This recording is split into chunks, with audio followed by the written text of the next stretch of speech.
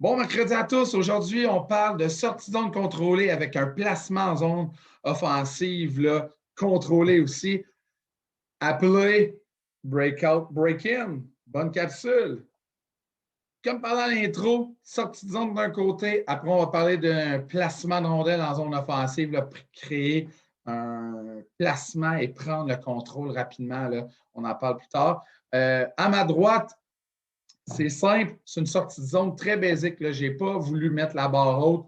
Je vous le dis, c'est basic, basic. Un D2D avec un support là, du joueur de centre. Là. Il peut y avoir une situation où est-ce que D2D center, D2D sa bande, peu importe, il va y avoir un support de l'autre, peu importe. Je ne mets pas l'accent là-dessus. Qu'est-ce qu'on va créer? C'est que le porteur de la rondelle va prendre de la vitesse et créer un placement en zone offensive. Quand on parle d'un placement en zone offensive, je veux vraiment qu'on mette l'accent sur où est-ce qu'on place la rondelle, puis pourquoi qu'on le fait. T'sais, on préfère un hard rim, puis on n'a personne qui va récupérer, ça va créer un dégagement refusé.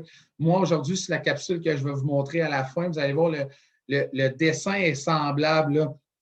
Placement dans la rondelle dans une zone où est-ce que l'équipe offensive a 100% la chance de récupérer la rondelle et de prendre le contrôle de la zone. Ça, c'est vraiment important. Des fois, on voit souvent des équipes là, qui placent la rondelle pour placer la rondelle, mais pourquoi je place la rondelle? Si je la place pour rien, mais faire une entrée de zone en contrôle, vous comprenez ce que je veux dire? C'est vraiment important. Les petits détails sont importants à chaque pouce du match.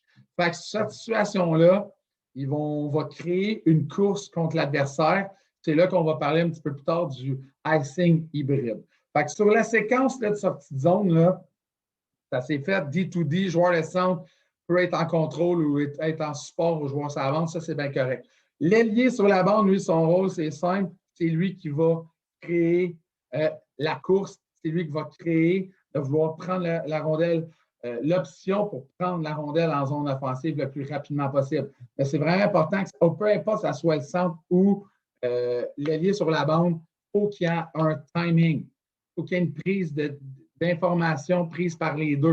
Autant lui qui a la rondelle qui doit se timer pour ne pas créer un offside parce que, exemple, le gars, il part comme une bombe, mais la rondelle est encore en zone défensive, puis la sortie de zone n'est pas finalisée. Mais là, on va créer soit un icing, un offside, name it.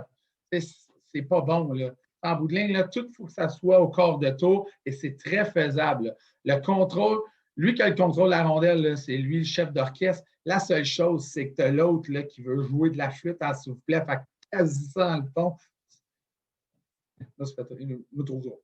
Fait que prends le contrôle de la rondelle. OK? Fait que lui, exemple, sur la vidéo, vous allez voir, l'ailier vient sur le bord de la bleue, placement de rondelle dans le coin opposé parce qu'on sait que c'est son partner de droite qui va racer la rondelle. L'objectif, c'est de créer une race.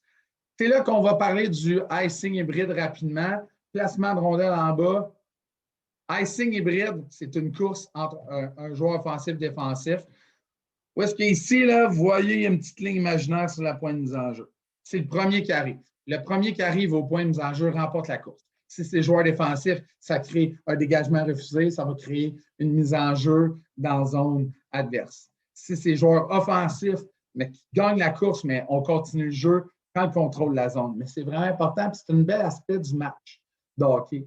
Je le sais qu'au Midget 3, encore là, je ne suis pas certain qu'il joue. Mettons, le dernier match avant le COVID, je ne suis pas trop sûr qu'il joue comme ça. Là, je peux me tromper. Collégial, Junior 3, Junior majeur, East Coast League, Ligue américaine, Ligue nationale le joue aux côtés de l'Europe, j'en ai aucune idée. Mais je trouve que ça donne un cachet qui est quand même assez agréable parce que c'est une bataille. Là. Puis une course, là, c'est vraiment, on le sait, c'est le premier arrivé qui est le grand gagnant, mais ça peut jouer.